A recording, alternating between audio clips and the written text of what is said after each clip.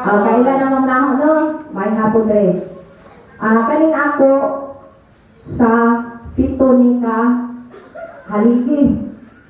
Unsa ni ang pito ka haligi? Unsay mga unod ani? Mao ni siya ato ang pagahisgutan karon para ngano o unsa para tama lig-on isip mga haligi. Kay kitang tanan mga sumusunod ni Kristo naamantay kaugalingon nga kanang pamilya no natay haligi nga maupod ni nga ang biisi maupod ang kanang ato ang subanan. Ang biisi adunay kaugalingong kultura.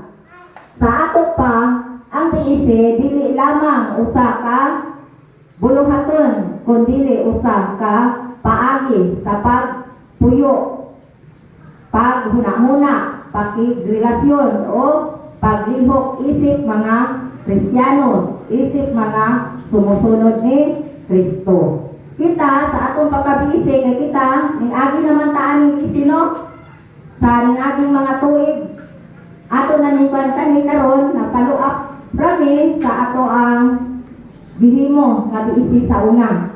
Kita mga sumusunod man ni Kristo atong palampuon diha sa ato ang pamilya o diha sa atong komunidad o diha sa ato ang kaugalingon. Ang modelo o kanag-ingnan niining maong kultura mao ang kinabuhi sa unang mga Kristiyanos katilingban sa Jerusalem nga nagtukod sa Domingo sa Pentecostes sa diha nga mikunsad ang Espiritu Santo. Nakunsara na ba ta sa Espiritu Santo? Nakunsara na mo? Nakunsara na ta kay des pagdawat nato sa ato ang bunyag mga sakramento sa simbahan ning kunsad ang balang espiritu mao nay nagpalig-on diha nato.